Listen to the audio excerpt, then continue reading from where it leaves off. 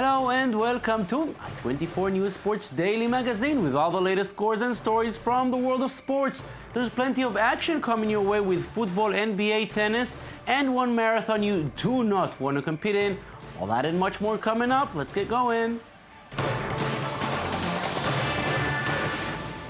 European football leagues are off this weekend, and a week full of international action began last night with some very exciting friendly matches. 3 of the 4 semi-finalists from the last World Cup in Brazil were in action. Carlos Tevez was back for Argentina. The Albiceleste were down 1-0 against Croatia before finding the net twice in the second half. Mexico may have lost to the Netherlands in a dramatic second-round match in Brazil.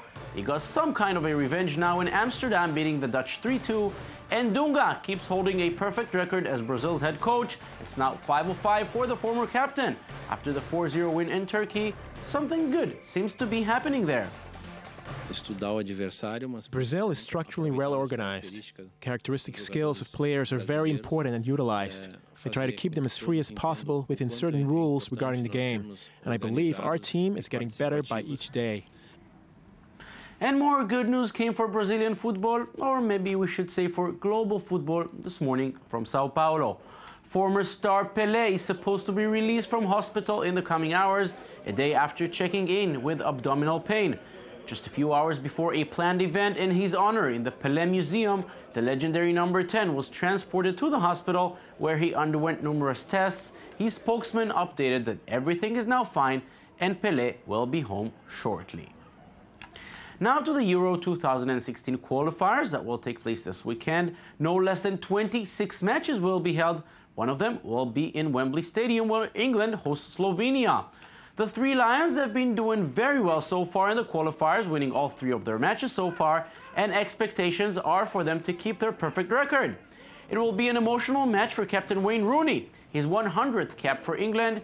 He's also just 7 goals away from becoming England's all-time leading scorer, and has definitely earned the respect of his teammates. I look at him as a leader. You know, he's the captain. You know, he's come into the team from a young age and done ever so well. You know, now he's getting his 100th cap. You know, he scores lots of goals and he's a good leader on the pitch and off the pitch. And yeah, hopefully I get to make my appearance and follow in the same pursuit. As European teams are gearing up for the next Euro, FIFA is looking ahead to the World Cups, or better said, how to avoid the controversies around them. A special ethics committee set up by football's governing body found no grounds to reopen the bidding process for the choice of Russia and Qatar as hosts of the next World Cup tournaments. In a long-awaited report, the committee said the various incidents which might have occurred are not suited to compromise the integrity of the bidding process as a whole. Hosting a tournament in a country with no football tradition, who abuses its migrant workers, and where temperatures and summers rise to their 50s, that looks right to the people in FIFA and their ethics committees. These are obviously good news for Russia, who will host the next tournament in just under 4 years, but the next hosts have other problems to deal with. We cannot pay Russia's head coach Fabio Capello what we owe him, admitted Sergei Stepashin, one of Russia's leading football dignitaries. The Italian manager took over the national team in 2012 and led Russia to the summer's World Cup, their first appearance in the prestigious tournament for 12 years. Capello's contract was extended until the 2018 World Cup and is worth an estimate 9 million euros per year, but the Russian Federation has not paid him for the past 5 months, and it's unclear now if he will remain on the job. Now to something completely different, the Formula 1 season will come to its end next weekend in Abu Dhabi. Unless something dramatic happens, Lewis Hamilton will be crowned as champion. Then it will be time for a long break, which will be used for a possible reorganization in the prestigious sport. The last few years have seen many problems in Formula 1, repeated accidents, a drop in popularity, and corruption scandals, among others. Lies Barenboim and Shai Ben-Ari look at the challenges ahead and possible solutions. Formula One is currently struggling due to the lack of television viewers, the current financial crisis, repeated accidents, and corruption scandals. But despite the many ailments, Formula One continues to bring in new fans. And even in Jerusalem, the prestigious race featured many stars and delighted the young and old. This is, again, a dream come true. Jerusalem, the holy city, has huge potential. As the center of the world, where more than 4 billion people around the world would love to come to Jerusalem at least once in their lifetime. It is our duty and goal to develop Jerusalem for the benefit of the world to enjoy. If the King of Auto continues to dream of many fans, the sport must continue to evolve. Several large prize schedules have stopped in recent seasons, including India and South Korea, due to insufficient funds. The competition is fierce, but must be rebuilt. To ensure its future, the #1 motorsport must give the public what they want. Several solutions have been conceived in order to make it more attractive. There's been talk of reducing the race in half with only 30 laps and make the race 45 minutes to allow drivers to be more aggressive and go without stop. At the technical level, the elimination of pit stops would give more rhythm to the race. All drivers would leave with a full tank and will need to manage their consumption. Everything must be done to avoid having just one driver dominate, like that of Sebastian Vettel and his Red Bull team. All the teams had hoped for the end of the Red Bull domination, who have been really strong during the last years, and we managed to end the domination. There's now a new allocation of points from last season. Bernie Ecclestone had the idea to double the number of points at the last Grand Prix of the season in Abu Dhabi. This was one way to put an end to the incredible success of Sebastian Vettel in recent years. This Joker point system can be applied to all races in order to allow each driver to give themselves the best chance to double their driver's points.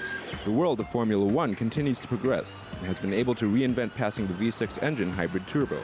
A new championship formula maker has even been inaugurated this year in Beijing. Formula E intends to be the essential complement to her big sister and delights some of the greats of motorsport. Apart from the competition, there must be a kind of laboratory for the sport, especially for completely new technology. The dramatic accident of driver Nick Heidfeld at the inaugural race in Beijing does not demoralize supporters of Formula E. For the winner of the race, Luca Di Grassi, electric is the future of the sport, both for its quality and its reliability. First of all, I'm very happy that Heidfeld is safe. It proves that the car is very safe. Any people complaining or saying that the electric cars are not safe or the battery this and that, it proves that the car is absolutely safe. For many years, Formula One has been driving the automotive industry and always at the forefront of technology. It has even revolutionized many of the car series and has not stopped us from dreaming, even if it may need to make new reforms. The tennis season is almost over, and just ahead of the well-deserved break, world #1 Novak Djokovic wants to make it absolutely clear he's still the best. After easily putting away Marin Cilic in his first match at the Tour Finals in London, Nola took on Stanislas Wawrinka in the second match. This was the second time the two faced each other this season. The first time was in the Australian Open quarterfinals back in January, with Wawrinka winning that game on the way to the title. 10 months went by and it looked completely different this time. The Swiss was still around in the first set but disappeared in the second. Djokovic wins 6-3, 6-0. Djokovic is now almost assured of a place in the semifinals. He has one more match left in the group stage against Thomas Berdych. The world #7 knew that following his loss to Wawrinka in the first match, anything but a win over Marin Cilic will see him out of the tournament, and he reacted. The Czech star was in control all along, taking the first set 6-3. It was even easier in the second. Berdych wins 6-3 and 6-1, and now it's a must-win again, this time against Djokovic, and he knows it will be much harder. For me, it's going to be great to play a match with him, maybe the last of the season, maybe not, but even if it's the last one, it's with the #1 player in the world, and it's really, as I said, a huge challenge, and I'm going to try to, bring all I have, what is left in me, and challenge him. NBA now, and just a day after closely beating Charlotte with a replay review by the referees, the Portland Trail Blazers traveled to Denver, and there was no need for any official review this time. The Blazers' offense just exploded, scoring 84 points in the first half. Some teams don't get that in an entire game. The Nuggets were not bad themselves, at least when it came to their offensive skills. Ty Lawson and J.J. Hickson made sure they stayed relatively close at the beginning, but you cannot win games if you allow 80-plus points in just 2 quarters. It was a 20-point game as early as the middle of the second quarter, and it only got worse for the home team. The Blazers just cruised to the basket whenever they wanted. 84-50 was the score at halftime. The second half was one very long garbage time. The Blazers win 130-113. Off-court violence rocked the NFL world in the past few months. This unfortunate trend is now apparently moving to the NBA. LA Clippers star Blake Griffin is charged with misdemeanor battery after an incident in Las Vegas last month, resulting from an altercation in a Vegas nightclub. According to police, the man said Griffin took his cell phone and slapped him after he took a picture of the Clippers player at the Venetian Resort. Griffin is scheduled to appear at the Regional Justice Center in Las Vegas. He could face up to 6 months in jail and a $1,000 fine or community service if convicted. Beckham is a name mostly associated with Manchester United, also with Real Madrid and the LA Galaxy. Now we should start thinking of Beckham in Arsenal, Brooklyn Beckham that is. It's a big story for the British press. That and more in this week's Press Review.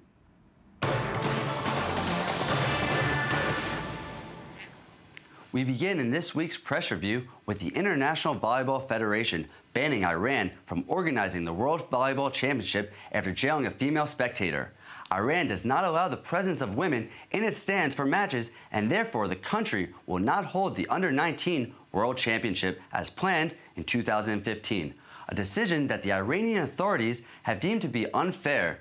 The Iranian Colombian Gulhen Ghavami has been in jail since last June. She was arrested at a stadium in Tehran along with 16 other Iranian women who wanted to attend a male volleyball match.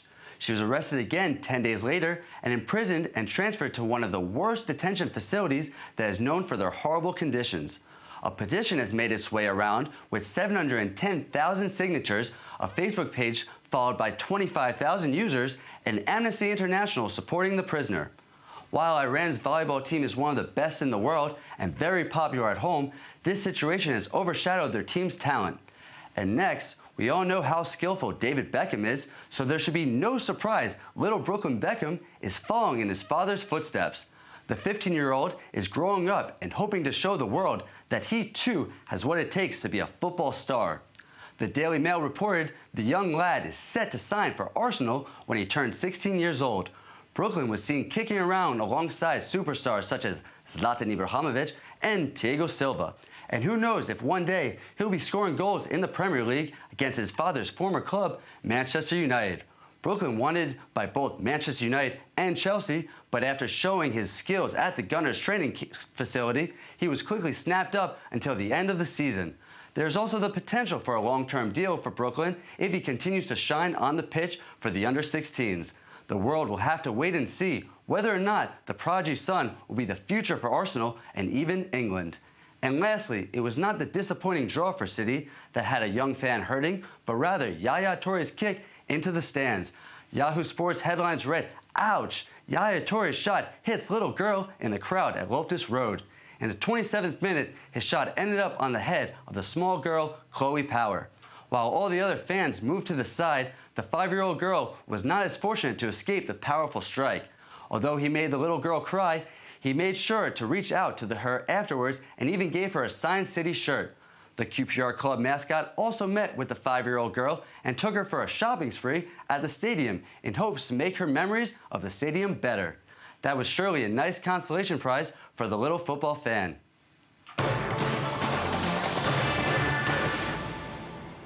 Preparations for the Rio 2016 Olympics are well underway. Not only on the logistical side, security is also a major concern.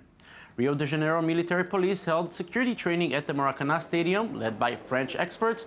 The French unit, whose main expertise are fight against hooligans, taught the Brazilian counterparts some of their methods practiced at home.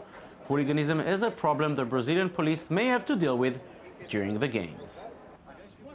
A marathon, as we all know, is a grueling race which demands an incredible effort from those who choose to run it. A marathon in high altitude, with the thin air and the lack of oxygen, is much, much harder. This fact did not stop 21 competitors from 8 different countries to participate in the Volcano Marathon, set in the high ranges of the Andes in the Atacama Desert, located in northern Chile. The race began at an altitude of 4,400 meters in the vicinity of the Lascar volcano. The average height across the entire race was close to 4,000 meters, and adding to this were the challenging hills, the slippery dunes, and the unforgiving terrain. Ireland's Gary Thornton led throughout the race and won it in a time of 4 hours, 10 minutes, and 13 seconds, and look how exhausted he was after crossing the finish line. Yeah, it was okay, but I had moments where I was doubting myself after after 30k, you know, but that comes with it, you know. Definitely the most difficult event I've done of these extreme events. And we'll finish our show in Hawaii, where everything was perfect for a beautiful day of surf. Fans gathered on the beach to watch the opening day of the Hawaiian Pro on Wednesday, and it was a great day for local surfers. Ezekiel Lau posted the highest combined score, 18.53 points out of a possible 20. In all, the top 5 highest single wave scores and top 4 combined heat scores were posted by locals. And that's it for us today. Don't forget, you can watch us anytime on our website at i24news.tv. We're also on Facebook and on Twitter. We'll be here with our weekend edition Friday and Saturday. Bye-bye.